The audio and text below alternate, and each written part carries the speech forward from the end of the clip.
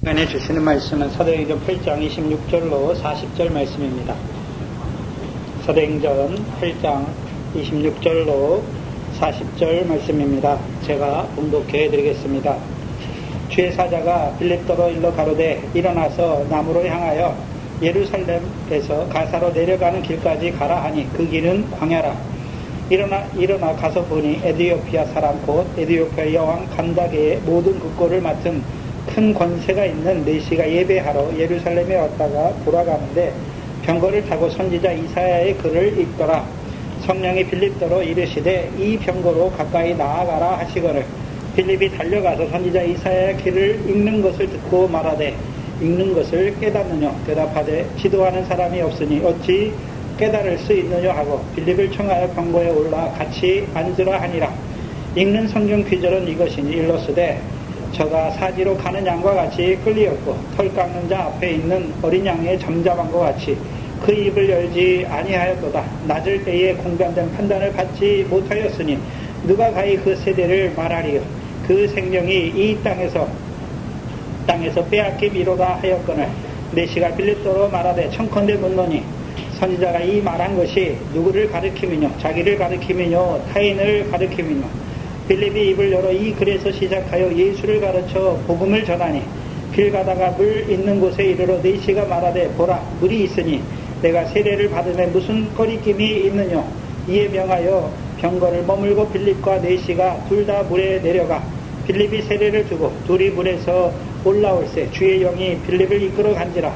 네시는 흔연히 길을 가므로 그를 다시 보지 못하니라. 빌립은 아소도에 나타나 여러 성을 지나다니며 복음을 전하고 가이사랴에 이르니라. 아멘.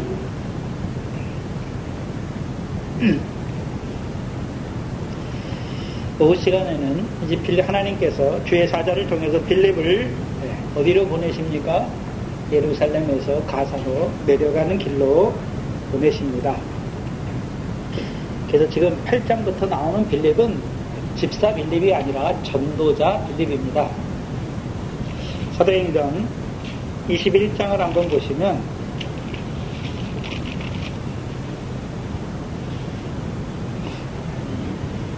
사도행전 21장 7절로 8절을 한번 보시면 여기 빌립에 대한 말씀이 나오죠. 사도행전 21장 7절로 8절입니다.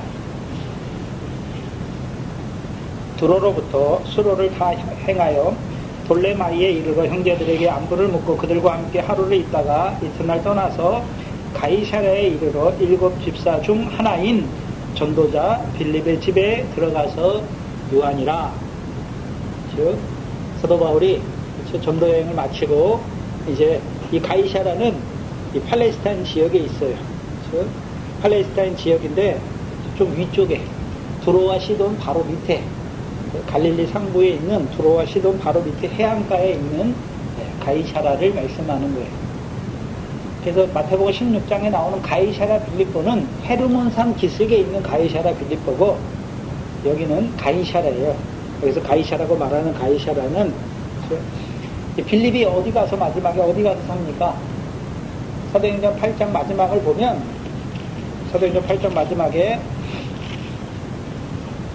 40절에 빌립은 아소도에 나타나 여러 성을 지나다니며 복음을 전하고 어디에 이르렀습니까? 가이사랴에 이르러서 근데 가이사랴에서 어떻게 합니까? 가이사랴에서 거주하잖아요. 그러니까 사도 바울이 지금 전도 여행을 끝나고 누구의 집에서 머뭅니까? 그렇죠? 그 지중해를 건너서 그렇죠? 이방인의 땅에 복음을 전하고 지중해를 건너서 가이사랴 7 집사 중 하나인 가이사랴 집에 거하는데 그를 뭐라고 말합니까? 7 집사라고 말합니까? 전도자 빌립의 집에 가서 유했다라고 말합니까? 전도자 빌립의 집이잖아요. 그 때문에 한번 생각해 보세요. 먼저는 빌립은 하나님이 집사로 세웠어요. 7 집사로. 그럼 집사의 일과 전도자의 일이 같습니까? 다른 것입니까? 다르잖아요. 사도행전 6장을 보시면 집사는 왜 세웠습니까? 2절로 3절이죠. 사도행전 6장 2절로 3절에 12사도가 모든 제자를 불러 이르되 우리가 하나님의 말씀을 제쳐놓고 공개를 일삼는 것이 마땅치 아니하다. 형제들아 너희 가운데 성령과 지혜가 충만하여 칭찬 듣는 사람 7을 택하라. 우리가 이 일을 저희에게 맡긴다라고 말씀하잖아요. 그럼 7 집사는 왜 뽑았습니까? 구제의 일을 맡기게 하기 위해서 뽑은 것이잖아요. 그럼 집사의 일은 무엇입니까? 구제하는 거예요. 구제지요. 구제는 누구에게 맡기는 것입니까? 성령과 지혜가 충만한 사람에게 맡기는 것이잖아요. 근데 전도자 빌립은 자, 사마리아 성에 가서 구제를 합니까? 표적을 행합니까? 표적을 행하잖아요. 사도행전 6장 8절에 표적은 누가 행하는 것입니까? 사도행전 6장 8절을 보시면 스데반이 은혜와 권능이 충만하여 큰 기사와 표적을 행하는 것이죠. 그러면 제일 처음엔 집사로 세움 받았지만 집사로 막 구제하는 그 일만 하고 있습니까? 이제 스데반과 같이 믿음과 성령이 충만하였고 더 자라가서요 은혜와 권능이 충만한 자가 된 것이죠. 그러니까 그를 통해서 그를 은혜와 권능이 충만한 그를 하나님께서 어디로 보내시는 것입니까? 사마리아로 보내시잖아요. 그렇죠? 그럼 사마리아로 보내실 때 지금 사마리아에서 이제 예루살렘에서 가사로 내려가는 길로 보내시잖아요. 그 빌립, 전도자 빌립이 자기가 가고 싶다고 갑니까? 주의 사자가 일어나서 가라 하니까 가는 것입니까? 그럼 사마리아 성에 내려갈 때도 전도자 빌립이 자기가 가고 싶어서 간 것입니까? 주의 사자가 사마리아 성으로 가라 하신 것입니까? 가라 한 거잖아요. 가라 하신 거예요. 그럼 은혜와 권능이 충만한 자, 곧 예수 이름으로, 이 주 예수의 이름으로 세례를 주는 자들은 자기가 가고 싶어서 가는 것입니까? 하나님이 보내시니까 가는 것입니까? 보내시니까 가는 거예요. 왜 가는 것입니까? 주 예수의 이름으로 빌립은 세례를 주기 위해서 가는 거잖아요.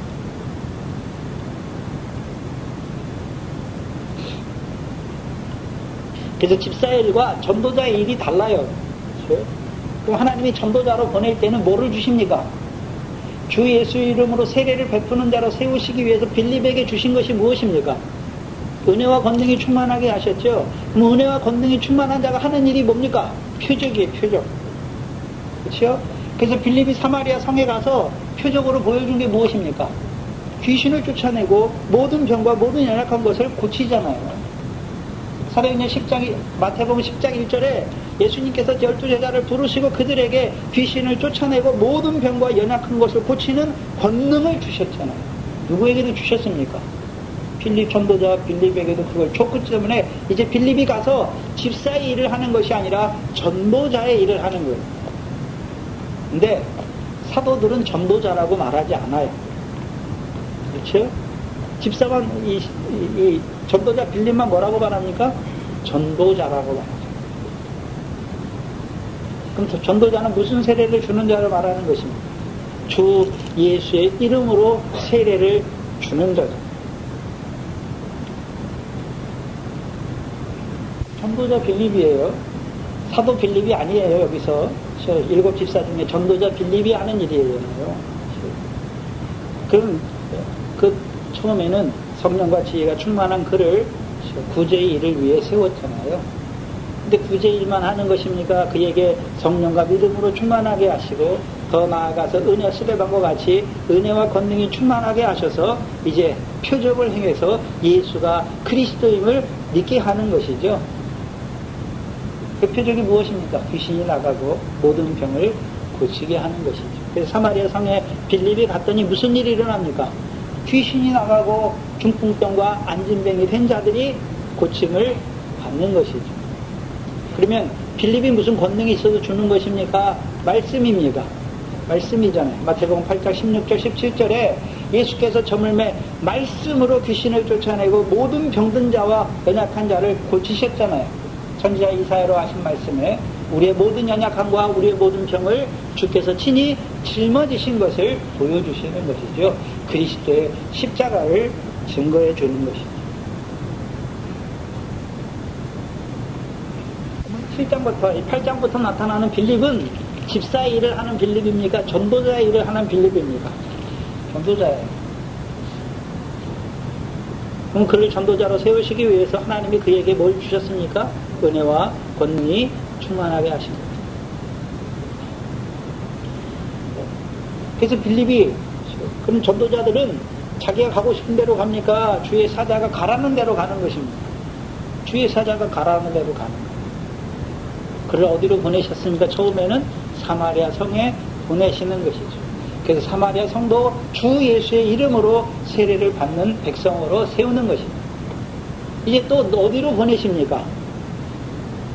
26절에 보니까 일어나서 남으로 향하여 예루살렘에서 가사로 내려가는 길까지 가라 말씀하는 것입니다. 근데 그 길은 무슨 길입니까? 광야다라고 말씀하세요. 그럼 빌립이 생각해 보세요. 예루살렘에서 가사로 내려가는 그 길이 광야인지 모르고 갑니까? 광야인지 알고 갑니까? 알고 가잖아요. 근데 광야에는 사람이 있습니까? 없습니까? 없어요. 아니, 주님, 광야로 가면 내가 전도자로 세움받았는데 아무도 없는데 왜 광야로 가라십니까? 묻지도 않아요. 주의 사자가 가라 하니까 가는 거예요. 일어나서. 그렇다면 사도행전 이 8장의 구조에서 25절에 보면 사도들은 사마리아 여러 촌에 다니면서 복음을 전하고 어디로 갑니까? 예루살렘으로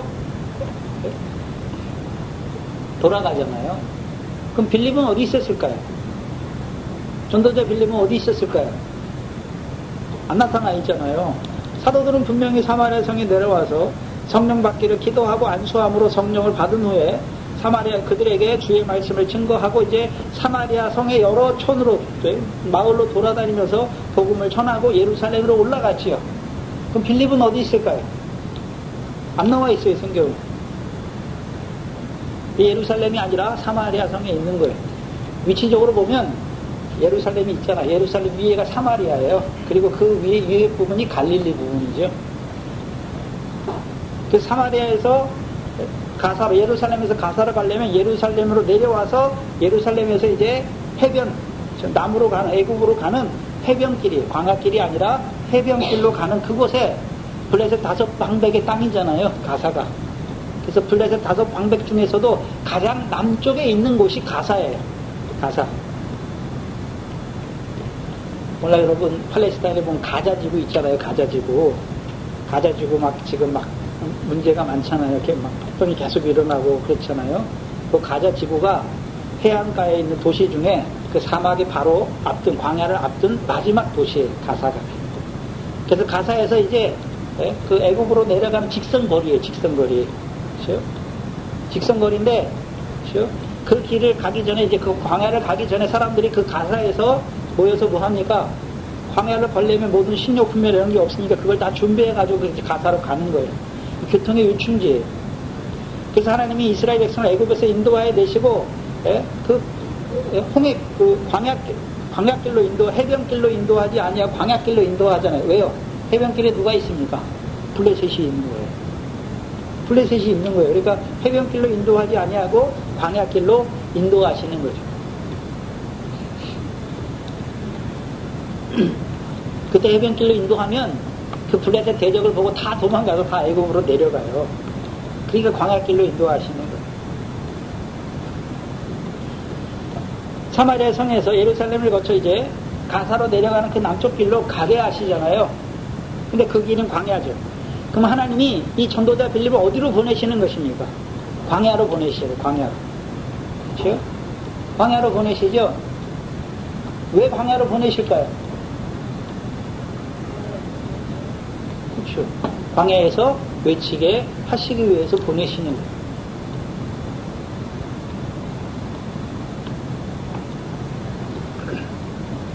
생각해야 되는 것은 요한복음 1장을 보시면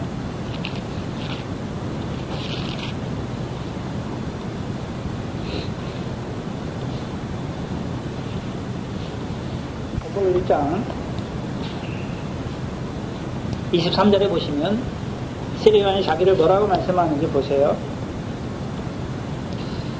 22절에 유대인들이 세례요한에게 와서 말해요. 말하되 누구냐? 넌 누구냐라고 묻는 거예요.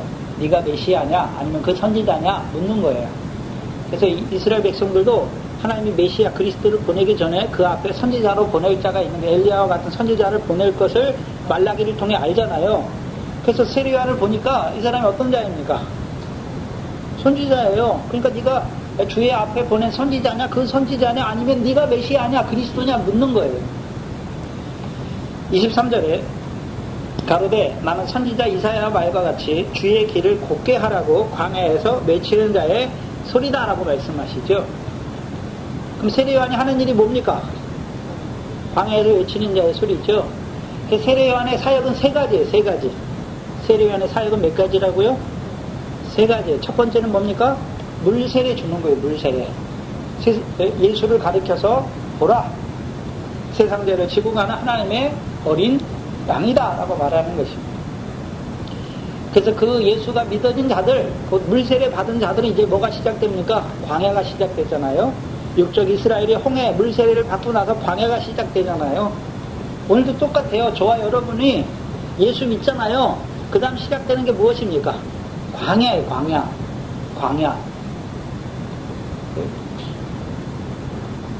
광야예요. 물론 우리가 육적인 광야에 가는 것이 아니라 우리가 광야 시험이 있단 말이죠. 우리에게 하나님께서 육적 이스라엘 애굽에서 홍해를 건너 인도 물세례 받게 하시고 이제 광야 40년 동안 하나님이 그들을 뭐 하십니까? 시험하셨잖아요. 시험하신 이유가 무엇입니까?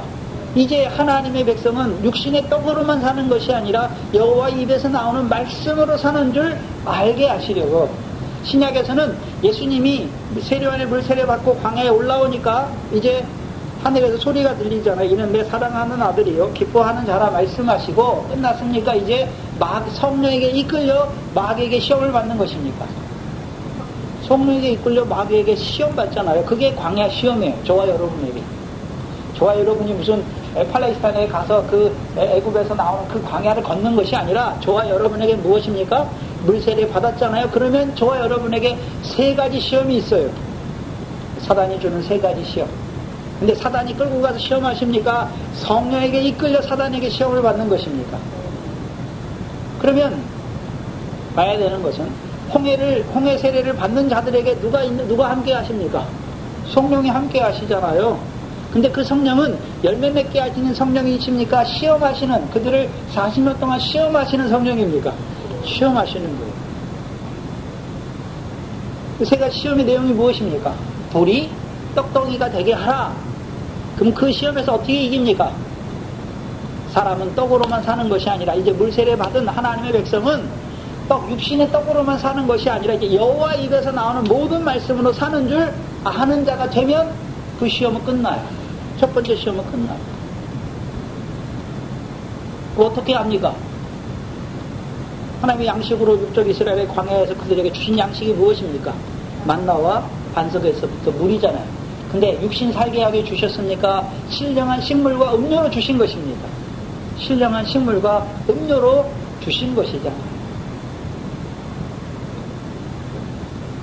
그래서 광야 연단은 언제 끝납니까? 썩지 아니할 것으로 사는 자가 된 거예요.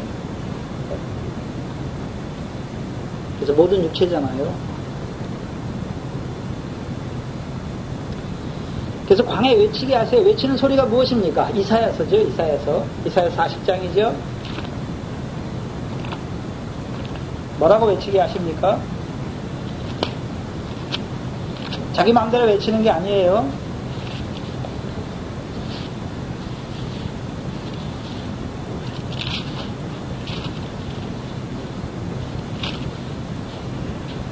(6절) 이하에 오시면 말하는 자의 소리여 가로되 외치라. 대답하되 내가 무엇이라 외치리이까?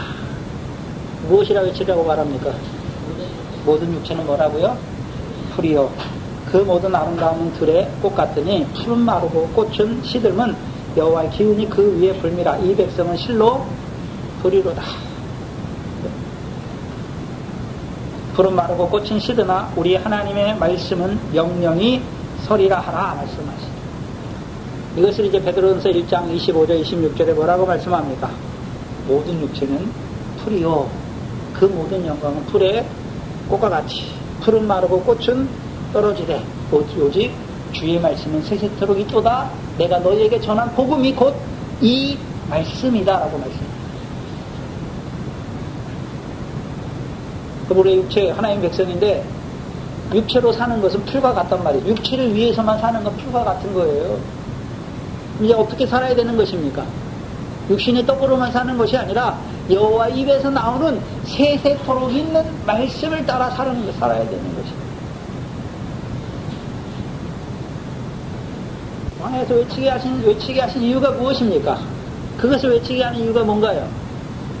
주의 길을 곱게 하시니.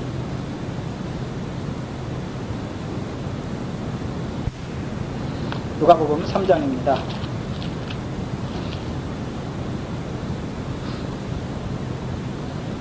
3장 4절로 6절 말씀인데요.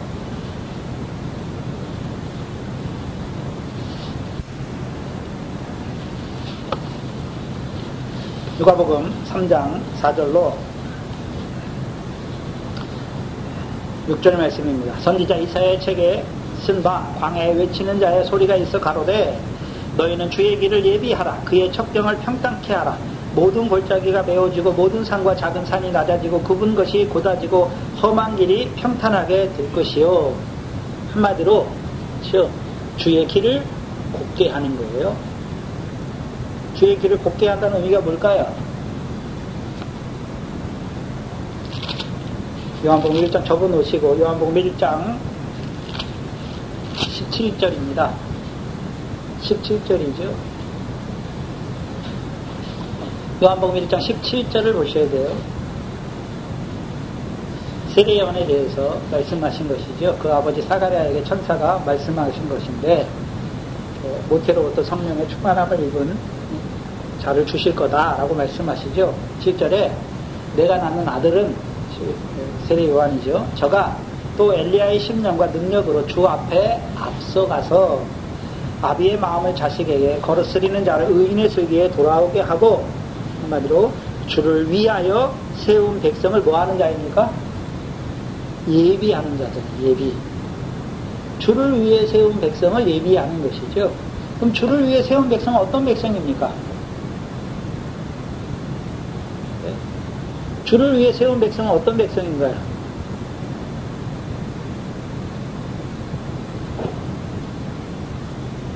주를 위해 세운 백성은 한마디로 말하면 예수 그리스도를 세례를 주고 죄사함 받게 하여 성령을 선물로 받아서 패역한 세대 가운데서 구원을 얻는 자들로 세우는 거잖아요.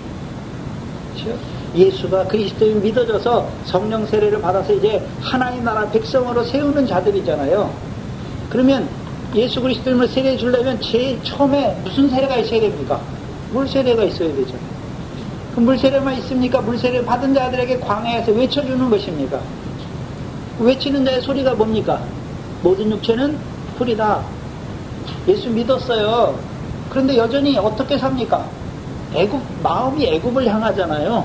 한마디로 하면 예수 믿었지만 여전히 세상 사람들처럼 육신으로 사는 날 동안에 세상의 부귀영화를 바라보는 자란 말이죠. 바라보는 자예요. 한마디로 세상 사람들은 뭐가 있으면 됩니까? 떡이 있으면 되는 거예요. 육신의 떡이. 이방인이 구하는 게 뭡니까? 육신의 목숨을 위해서 무엇을 먹을까 마실까 입을까죠. 근데 오늘날은 남들보다 더 좋은 거, 더 좋은 차, 더 좋은 집 그런 거잖아요. 더 좋은 데를 구경하고 싶고 더 좋은 거 먹고 싶고 남들보다 더 좋은 집에 살고 싶고 더 좋은 차를 타고 싶은 거잖아요. 그게 이 세상 사람들의 삶의 목적이에요.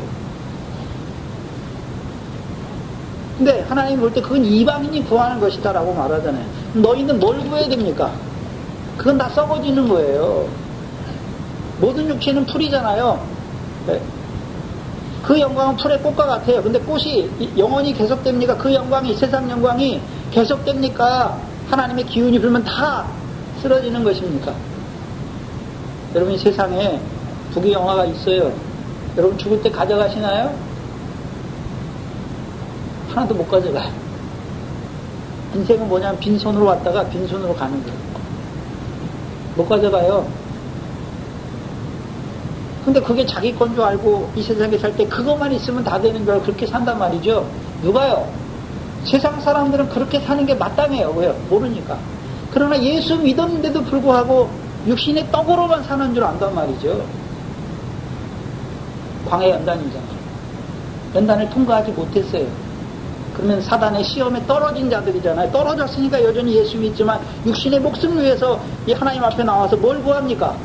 세상 사람들이 구하는 세상의 부귀영화를 구한단 말이죠.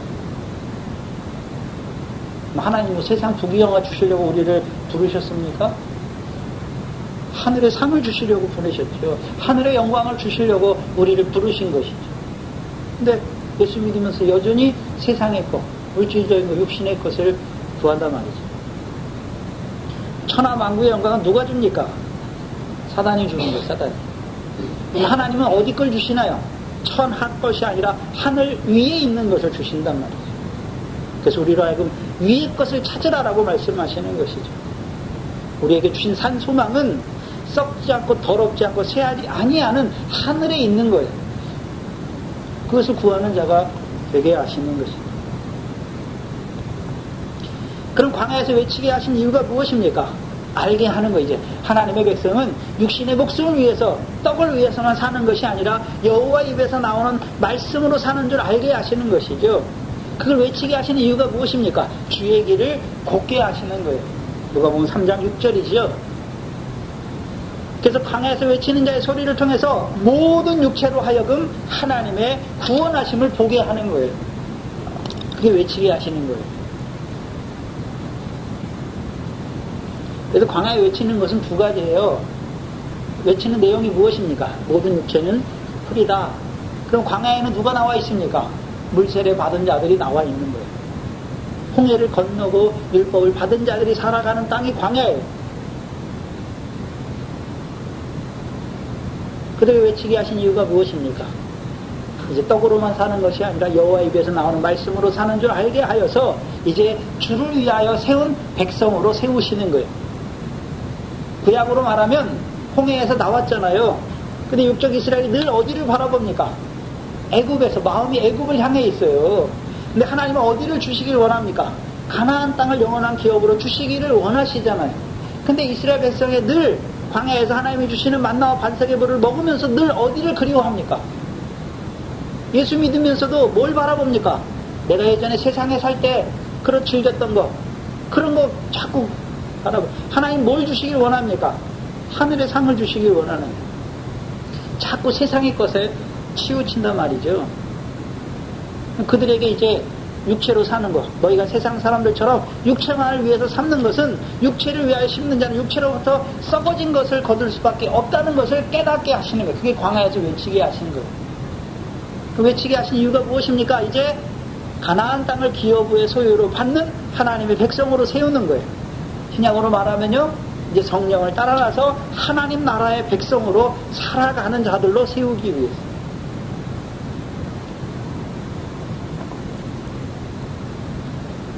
그러면 자, 빌립을 광야로 보내는 목적이 무엇입니까? 외치는 자의 소리를 통해서 그 외치는 자의 소리를 듣는 자로 하여금 무엇을 보게 하시기 위해서요? 하나님의 구원을 보게 하시기 위해서. 이사야서는요, 여호와의 영광을 보는 자로 세우시기 위함입니다. 그럼 이 광야에 누가 있습니까? 한다계의 모든 국고를 받은 내시가 있잖아요. 그렇죠? 내시가 있잖아요. 그럼 그 내시는 생각해 봐야 돼. 율법도 없는 이방인입니까? 율법의 말씀을 가지고 있는 율법의 사람입니까? 율법의 말씀을 가지고 있잖아요. 사마리아 사람들처럼 율법의 말씀을 가지고 있어요. 하나님을 경외하는 이방인이잖아요. 고넬료와 같이. 그에게 뭘 주는 것입니까? 주 예수의 이름으로 세례를 주는 것이죠. 전도자 빌립이 그 일이에요. 주 예수의 이름으로 세례를 주는 것이죠. 그러면 주 예수의 이름으로 세례를 받는 자들은 이제 뭐가 이루어지는 것입니까? 주 예수를 믿으라. 너와 내 가정이 구원을 얻는 것이죠. 하나님의 구원을 얻는 자가 되는 것이잖아요. 그래서 이제 이 내시는 이제 하나님의 구원을 얻었으니까 이제 뭘 바라봅니까? 하나님의 나라를 기다리는 자가 되게 하는 거예요.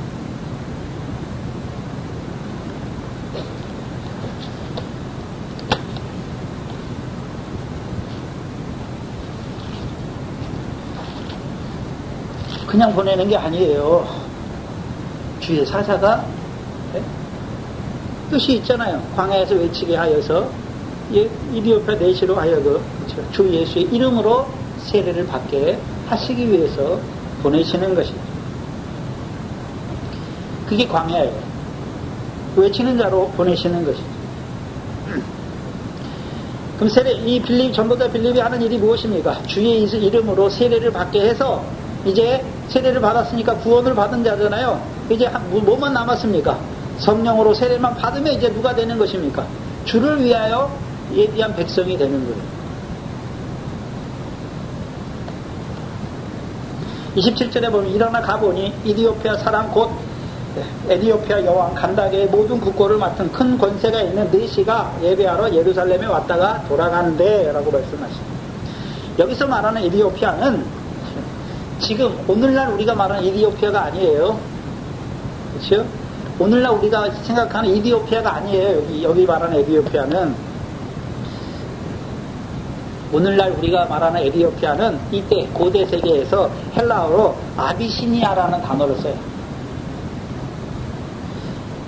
그래서 오늘 말하는 이 에디오피아는 애국과 어디 사이에 있냐면 지금 에디오피아라고 하는 아비시니아 요 사이에 있는 지역을 말하는 거예요. 오늘날 말하면 애국 있잖아요. 애국 이집트하고 케냐, 에디오피아 있죠. 그래서 애국 남쪽에 있는 나라예요. 고대에는 뭐라고 하냐면 메로의 왕국이라고 말해요. 메로의 왕국. 그래서 구약성경에는 이 지역을 뭐라고 그러냐면 구스라고 말해요. 구스. 검은 지역이잖아요. 함의 후손 구스 사람들이 사는 곳이에요. 솔로몬 때, 그렇죠? 열왕기상 10장에 보면 솔로몬 때 누가 왔습니까? 스바 여왕이 오잖아요. 이 스바 여왕이 어디 사람입니까? 이 에디오피아 사람입니다.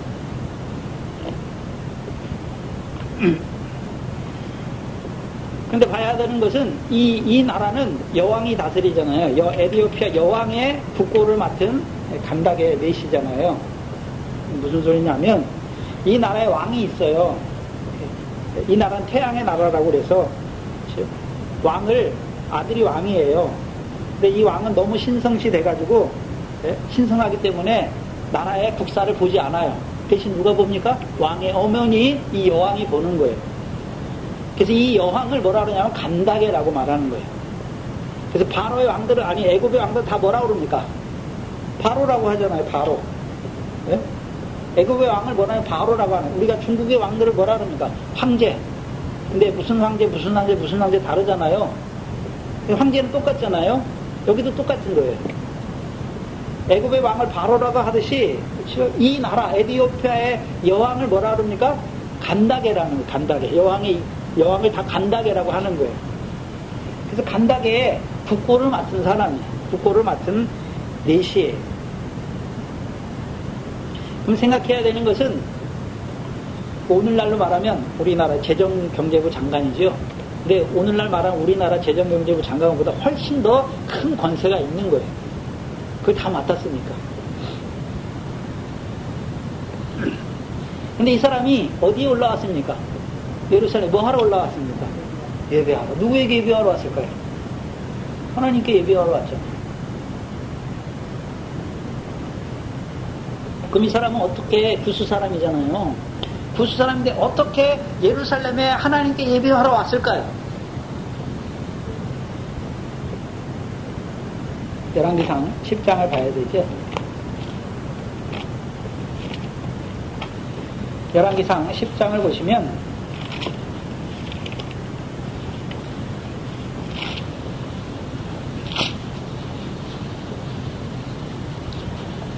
10장에 보시면 스바 여왕이 솔로몬에게 오잖아요. 그럼 솔로몬의 지혜를 듣기 위해서 오는 것입니까? 여호와로 말미암은 솔로몬의 지혜를 듣기 위해서 오는 것입니까? 10장 1절이죠. 스바 여왕이 여호와의 이름으로 말미암은 솔로몬의 명예를 듣고 와서 여러 어려운 문제로 저를 시험코자 하여 예루살렘에 이르렀다. 그렇죠? 그 질문을 하는 거예요. 솔로몬에게. 뭘 질문할까요? 뭘 질문할까요? 이 왕이 뭐 세상에 부귀영화 이런 게 없습니까? 다 있잖아요. 뭘 질문할까요? 여호와로 말미암은 지혜잖아요, 솔로몬이. 그럼 가장 근본적인 인간의 가장 원초적인 질문이 뭘까요? 사람이 무엇인지에 대해서 묻는 거예요. 인생이 무엇인지에 대해서 묻는 거잖아요. 근데 저가 솔로몬에게 나와 자기의 마음에 있는 것을 다 말하며 솔로몬이 그 묻는 말을 다 대답하였으니 왕이 음미하여 대답지 못한 것이 없었더라. 그 스바 여왕이 솔로몬의 모든 지혜와 그 건축한 궁과 그 상의 식물과 그 신복들의 좌석과 그 신하들의 시립한 것과 그들의 공복과 관원들과 여호와의 전에 올라가는 층계를 보고 정신이 현황하여 왕께 고하되 내가 내 나라에서 당신의 행위와 당신의 지혜에 대하여 들은 소문이 진실하도다. 내가 그 말들을 믿지 아니하였더니 이제 와서 목도한즉 내게 말하는 것은 절반도 못되니 당신의 지혜와 복이 나의 들은 소문에 지나도다. 그 오기 전에는 믿었습니까? 안 믿었습니까? 근데 와서 보니까 뭐 하게 되었습니까? 믿었단 말이죠. 그러면 솔로몬이 지혜가 있다는 걸 믿었습니까? 여호와로 말미암은 지혜를 믿은 것입니까? 지혜의 근본이 뭔가요? 여호와를 경외하는 게 지혜의 근본이잖아요. 그럼 솔로몬이 자기가 잘나서 이런 한 것입니까? 여호와께서 주신 지혜로 말미암아 하나님을 경외하는 그것들을 다 보여주신 거예요. 그래서 9절에 보세요. 이 스바 여왕이 고백하잖아요. 당신의 하나님 여호와를 뭐하는 자가 되는 것입니까? 송축할지어다. 누구하고 비슷하나요? 모세를 통해서 애굽에서 구원내신 그 이스라엘 백성을 만나러 온 모세의 장인 이드로가 뭐라 그럽니까? 모세가 이스라엘 백성에게 여호와 그 하신 일을 말하니까 이스라엘 하나님 여호와를 송축할지어다 라고 말하잖아요. 9절에 당신의 하나님 여호와를 송축할지로다. 여호와께서 당신을 기뻐하사 이스라엘 위에 올리시고 여호와께서 영영이 이스라엘을 사랑하심으로 당신을 세워 왕을 삼아 공과 의를 행하게 하셨다 하고서 자기가 가져온 것을 다 드려요. 그리고 13절에 솔로몬 왕이 규례대로 스바 여왕의 물건을 준 것 외에 또 저의 소원대로 모든 구하는 것을 주니 이에 저가 그 신복들로 더불어 본국에 돌아갔더라. 이 스바 여왕이 뭘 구했을까요? 뭘 구했을까요? 솔로몬의 지혜를 들었잖아요. 지혜는 누구를 경외하는 것입니까? 여호와를 경외하려면 뭐가 있어야 되나요? 율법서가 있어야 되잖아요. 율법서가 있어야 돼요. 근데 솔로몬 때까지는 어디까지 있습니까? 이사야는 없잖아요. 모세 오경하고, 그렇죠? 역사서, 열왕기상하도 없어요. 에스라 니에미야 하나도 없어요. 시편 조금 있어요. 시편이 완성된 것이 아니라 시편이 조금 있고 전도서가 조금 있는 것이죠. 잠언이 조금 있는 것이죠. 솔로몬의 왕들이 편집한 잠언이 있는 거예요. 전도서는 이때는 없어요. 왜? 솔로몬이 늙어서 했으니까. 그렇죠? 그럼 하나님의 말씀을 가지고 가는 거예요. 왜요? 여호와를 경외하는 것이 지혜의 근본인 걸 알았기 때문에. 근데 그게 이 에티오피아에서 이어지는 거잖아요. 이어지는 거예요. 그러면 이 사도행전 8장에서 이 간다게를 한번 생각해 봐야 돼요. 간다게는 28절에 돌아가는데 병거를 타고 누구의 글을 읽고 있습니까? 선지자 이사야의 글을 읽고 있잖아요. 그러면 솔로몬 이 한참 뒤에 이사야가 나오잖아요. 그렇죠? 그러면 이 에티오피아 사람들은 그렇죠? 계속해서 뭘 왔다 갔다 했다는 거죠. 이스라엘하고 왕래를 했다는 거예요. 그래서 이스라엘에 하나님이 이사야 선지자를 통해서 이사야를 기록하게 하셨잖아요. 근데 그 이사야를 누가 하고 있습니까? 에티오피아 간다게가 가지고 있단 말이죠. 근데 이 당시에는 이 사람은 히브리어를 모르는 사람이에요. 70인역이죠. 히브리어를 헬라어로 번역한 70인역 성경을 가지고 있는 거예요. 근데 생각해 봐야 되는 것은 70인역 성경은 개인이 가질 만한 그런 게 아니에요. 얼마나 비싼지. 그때는 다 필사를 해야 돼요. 종이가 없어요. 가죽 양피에 또는 애굽에 있는 그 갈대를 엮어가지고 거기다 쓰잖아요. 옛날에 중국에 보면 죽편이잖아요. 죽편. 대나무를 깎아서 쓸 게 없으니 거기다가 기록하는 거예요. 글자를. 그럼 그게 이제 두루마리를 엮으면 책 하나를 쓰려면 이사야 같은 걸 쓰려면 양피지로 했다면 양피지를 아무리 얇게 해도 양피지가 아마 술에 한가득만은 돼요. 그 정도 되는 거예요. 그렇게 귀한 거예요. 그런데 이 당시 이제 그렇죠? 어디 왕조죠? 톨레미 왕제죠. 톨레미 왕조가 한 일이 뭡니까? 구약의 히브리서 성경을 70인역으로 번역해요. 그 70인역을 이 사람이 가지고 있는 거예요, 지금. 그럼 70인역도 번역됐는데, 성경으로 번역됐잖아요. 그럼 그 당시 종이에 썼을 건데, 그 양피지나 이런 거에 썼어요. 왜요? 종이는 한나라 때 개발되잖아요. 그 종이가 유럽에 들어갈 때는, 그렇죠? 종이에 딱 글자를 쓸 때는 종교개혁 이후예요. 종교개혁 전에도 있었는데, 있잖아요? 별로 없잖아요, 사본들이. 근데 종교개혁을 하면서 구텐베르그 그 금속 활자가 발명되면서 어떻게 합니까? 서적이 막 나가는 거예요. 그래서 루터나 칼빈이 쓴 책들이 탁탁 해서 그때 나가는 거예요. 성경도 번역이 돼서 그때부터 이제 종이로 번역된 사본들이 나가는 거예요. 그 전까지는 다 필사해야 되는 거예요, 필사. 필사하는 것도 종이가 많지 않기 때문에, 그렇죠? 양피지나 이런 거에 필사를 하려니 웬만한 사람은 그걸 가지지도 못하는 거예요. 그 필사를 해도 언어를 알지 못한 사람이 필사하는 게 아니에요. 그 언어를 아는 사람이 딱 필사를 해야 되는 거예요. 옛날에도 우리나라 초창기에 복음이 들어와서 처음에 쪽복음밖에 없어요. 마태복음, 그렇죠? 마가복음, 로스가 번역한 마태복음, 일본에 갔던 이수정이 번역한 마가행전, 마가복음, 이런 게 쪽복음밖에 없는 거예요. 그래서 김달분 전도사님이 또 어렸을 때 집에 성경이 한 권밖에 없는 거예요. 그러니까 장로님이 어려서부터 성경 안 외우면 그거 읽는 게 아니에요. 그냥 외우게 시키는 거예요. 왜? 성경이 귀하니까. 외우게 시키는 거예요. 안 외우면 밥도 안 주는 거예요.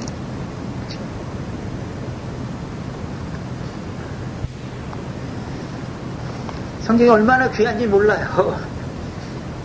지금이야 이 서적이나 이런 문화가 발달이 돼가지고 이게 싸게 우리가 구입할 수 있죠. 그럼 이 사람은 지금 이사야서를 읽고 있는 것이죠.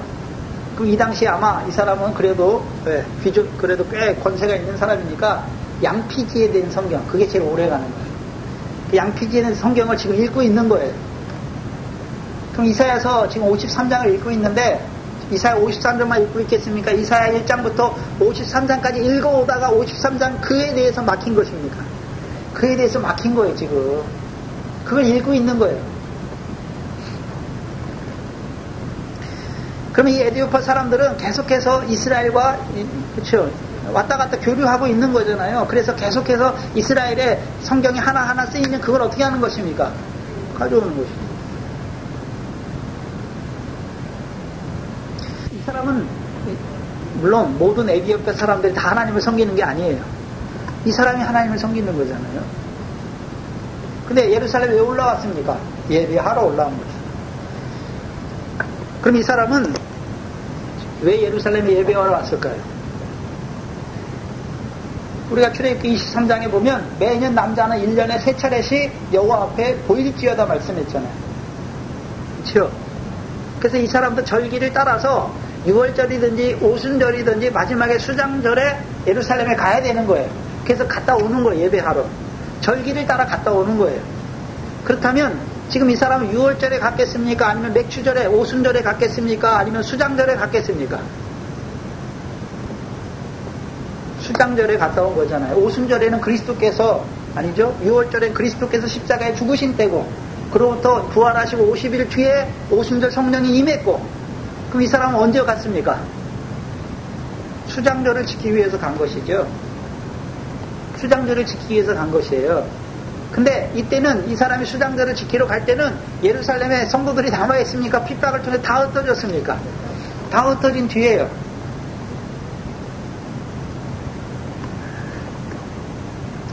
그럼 이 사람은 이방인이잖아요. 이방인에서 유대교로 개종한 사람이에요. 그래서 고넬료와 같이 하나님을 경외하는 이방인이에요. 경건한 이방인이죠. 그래서 이방인들은 예루살렘에 올라가도 성전에 못 들어가요. 이방인의 뜰까지밖에 못 들어가요. 그런데도 올라가는 거예요. 하나님을 예배하러. 근데 이 사람은 이방인일 뿐만 아니라 고자예요. 고자. 넷이란 말이죠. 그래서 신명기 23장에 보면 신랑이나 신이 상한 자는 여호와의 총회에 들어오지 못한다라고 말씀했잖아요. 근데 이 사람은 자기가 모세오경이나 다 가지고 있으니까 자기가 신랑이 상한 자잖아요. 넷이에요. 고자란 말이죠. 근데 어떻게 예루살렘에 예배하러 왔을까요? 고자는 여호와의 총회에 들어오지 못한다고 말했는데 어떻게 들어왔을까요? 어떻게 예배하러 갈까요? 이사야를 읽고 있잖아요. 그 이사야 56장을 가지고 있는 것이죠. 오늘 묵도 시간에, 오늘 교동문 시간에 말씀드렸잖아요. 이사야 56장을 읽고 있는 거예요. 이사야 56장 3절 이하에 보시면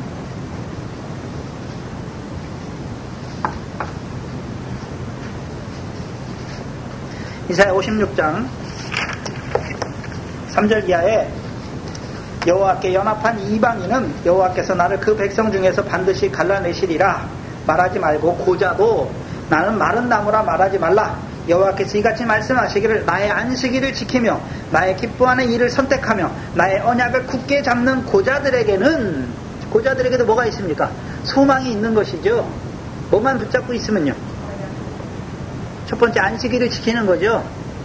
그 유대인의 절기 중에 제일 처음 작은 절기가 뭡니까?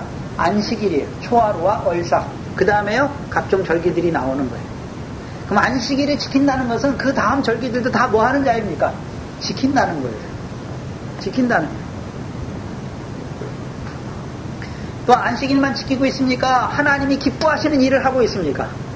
하나님이 기뻐하시는 일을 하는 자잖아요. 그럼 이 사람은 언약을 지키는 자예요. 잘 봐야 되는데 율법은 지키라고 행하라고 주신 것입니까? 언약으로 주신 것입니까? 육적 이스라엘의 문제가 무엇입니까? 율법으로 말미암아 율법을 언약으로 지키는 자가 아니라 율법을 행함으로 율법의 행위를 의지하는 자들이죠. 그래서 우리가 율법을 다 지켜 행함으로 우리가 의롭다. 그래서 율법의 행위로 구원을 받았다라고 말하는 자들이잖아요. 근데 하나님이 율법을 왜 주셨습니까? 하나님의 백성인데 거룩하게 살게 하게 주셨는데 거룩하지 못하다는 걸 알게 하는 거죠. 율법으로는 죄를 깨닫게 하기 위해 주신 거잖아요. 그럼 이 사람은 율법을 내가 지켜 행함으로 유대인들처럼 내가 율법을 지켜 행했으니까 내가 의로운 자로 하나님 앞에 나오는 것입니까? 지키는 자입니까? 율법을 행함으로 자기가 어떤 자라는 거 아는 것입니까? 죄인인 것을 아는 거예요. 또한 자기는 어떤 자입니까? 이방인일 뿐만 아니라 고자잖아요. 하나님 앞에 흠이 많은 자라는 걸 아는 것이죠. 그런데도 하나님의 말씀에 뭐가 있습니까? 고자라도 내 안식일을 지키고 내 기뻐하는 일을 하고 내 언약을 지키는 자는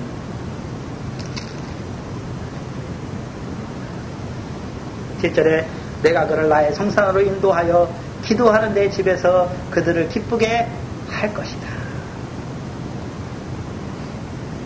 그러면 이 사람은 구약에서도 하나님의 성전에 올라가잖아요. 그렇죠? 그래서 기도하는 하나님의 집에 들어가는 거죠. 그래서 하나님께 뭐 하는 자입니까? 기도하는 자예요. 근데 그들에게 약속된 것이 무엇입니까? 하나님의 성산에서 내가 그들을 기쁘게 할 거잖아요. 하나님의 성산은 하나님, 미가서 4장 1절 이하에 말하는 하나님의 성전산이에요. 그러면 구약 율법의 성막과 성전이 하나님의 참 성전입니까? 그림자와 모형입니까? 이제 누가 참 성전입니까?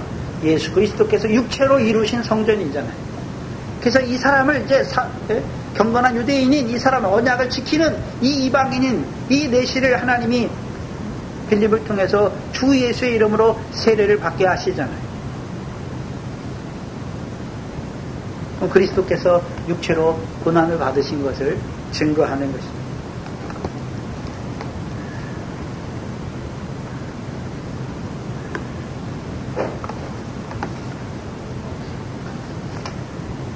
그래서 이 사람에게 이제 하나님이 이 사람에게 보내는 거예요, 빌립을. 그래서 하나님이 전도자들을 보내실 때는 전도자가 가서 하나님의 무슨 선하신 인도하심도 없이 가서 막 하는 게 아니에요. 하나님이 구원할 자가 있기 때문에 보내시는 거예요. 구원한 자가 있기 때문에 보내시는 거예요.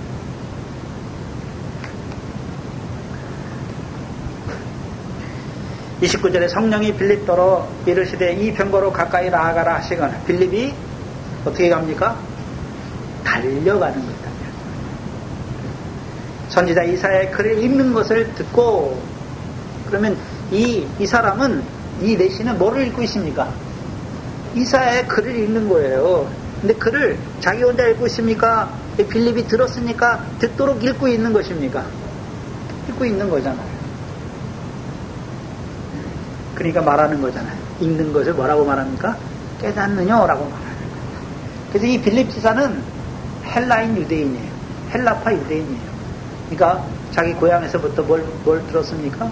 70인역을, 이 구약 성경을 헬라어로 번역한 게 70인역 성경이에요.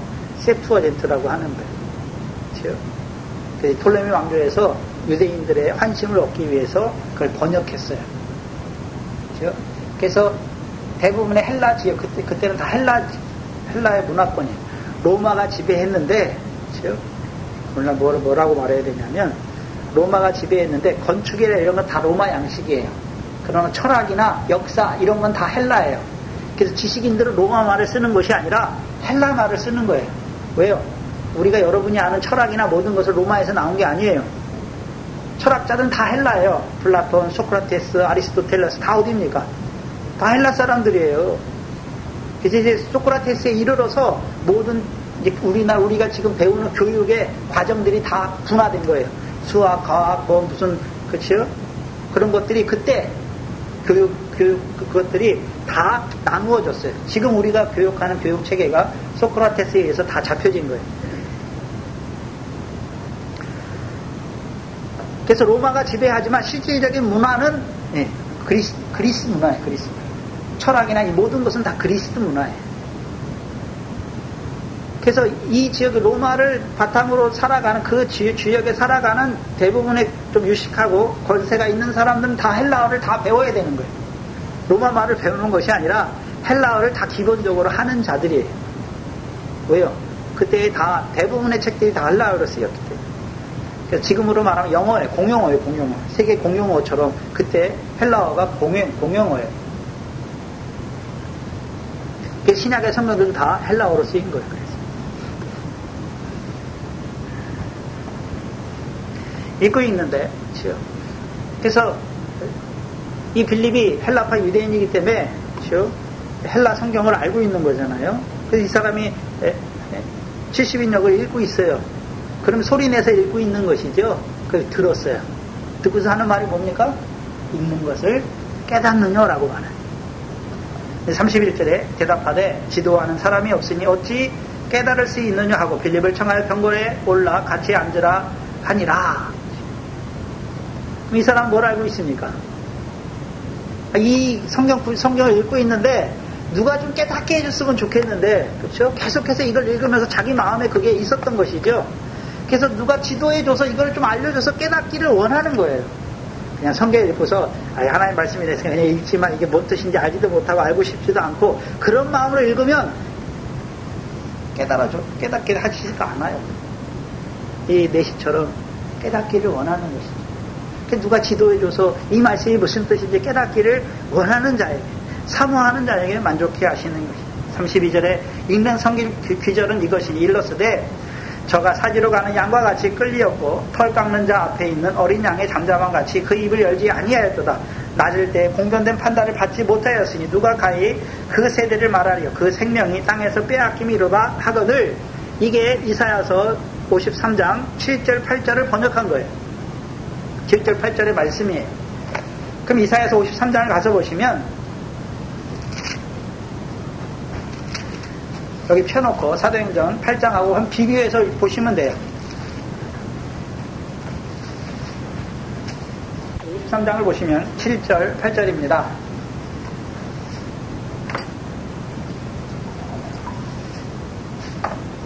그가 곤욕을 당하여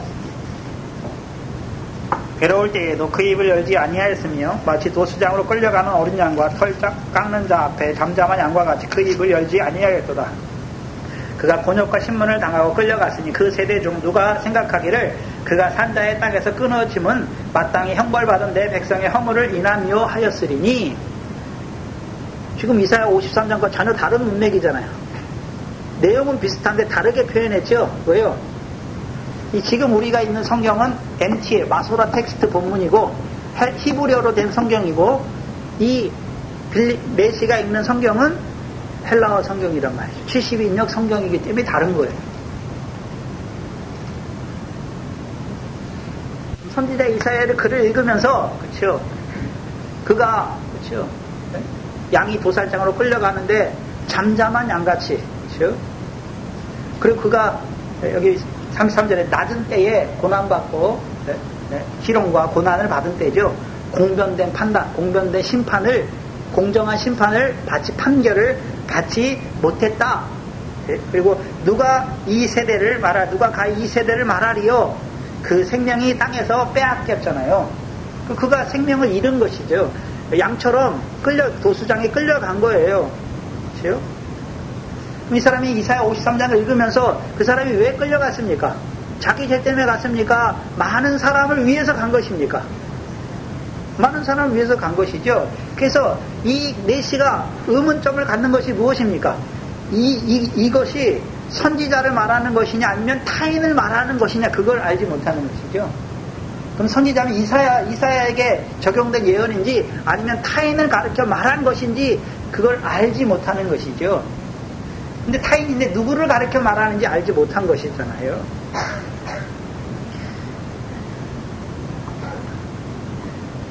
그래서 빌립이 가서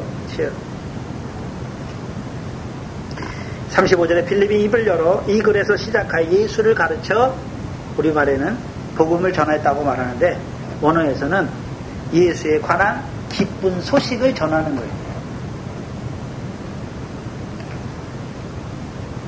더 good news about Jesus, 예수에 관한 기쁜 소식을 전하는 거예요.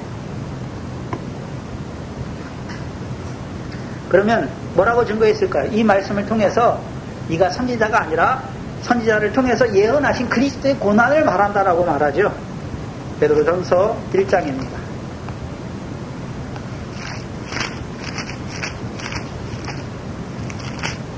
베드로전서 1장 10절 11절이죠. 11절 12절이죠.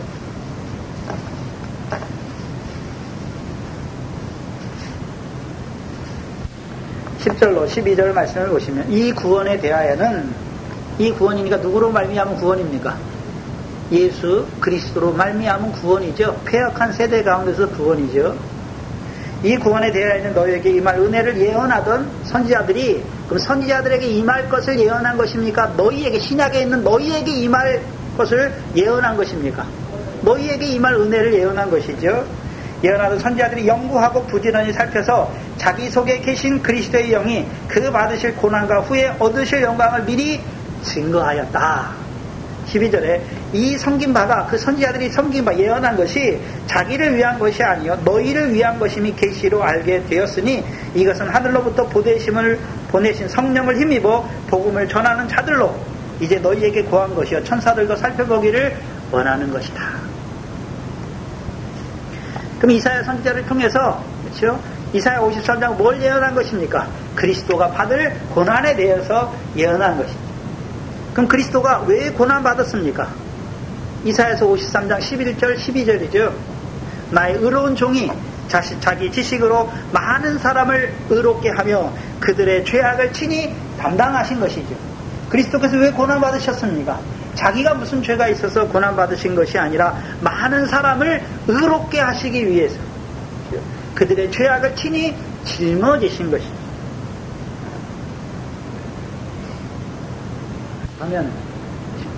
그러면 이 말씀으로 시작해서 예수에 관해서 기쁜 소식을 전하는 거죠.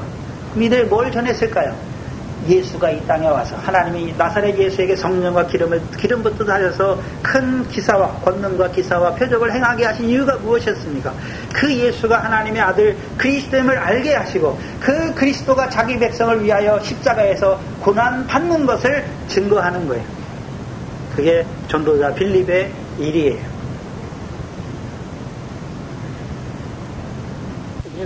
그 말을 들을 때, 그 기쁜 소식이잖아요. 기쁜 소식을 들을 때 이제 이 내시가 뭘 알게 되는 것입니까?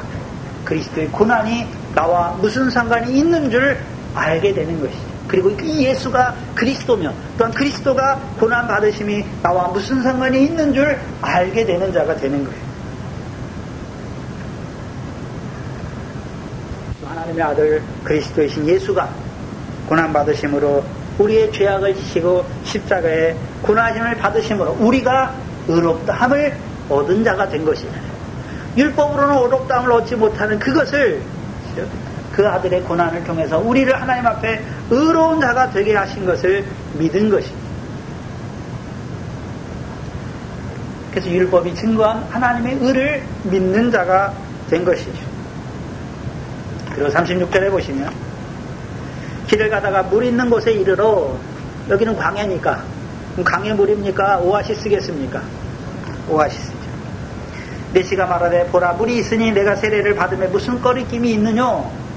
그럼 내시가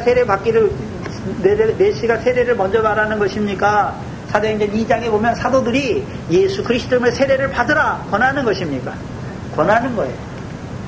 그러니까 이제 이 물이 있는 곳에 이르러서요, 이 내시가 내가 세례를 받음에 무슨 꺼리낌이 있으리요? 말하는 것입니다. 그럼 무슨 세례를 받았겠습니까? 주 예수의 이름으로 세례를 받은 자가 되는 것이죠. 그러니까 뭘 받습니까? 이제 하나님의 구원을 입은 자가 된 것이죠. 누가복음 3장 6절이죠. 모든 육체가 하나님의 구원하심을 보는 거죠. 오늘도 하나님이 원하시는 것이 무엇입니까?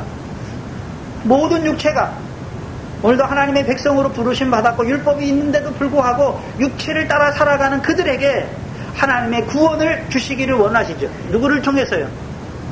전도자 빌립을 통해서. 그럼 그 당시엔 전도자 빌립이 있었고 오늘은요, 누가 전도자 빌립입니까? 이 교회가 전도자 빌립의 일을 하기를 원하시는 것이죠. 38절에 이에 명하여 병거를 머물고 빌립과 내시가 둘 다 물에 내려가 빌립이 세례를 주고, 그렇죠? 그럼 내시는 뭐를 받는 것입니까? 세례를 받는 것이죠. 누구의 이름으로요? 주 예수의 이름으로 세례를 주고 받는 자가 되는 거예요.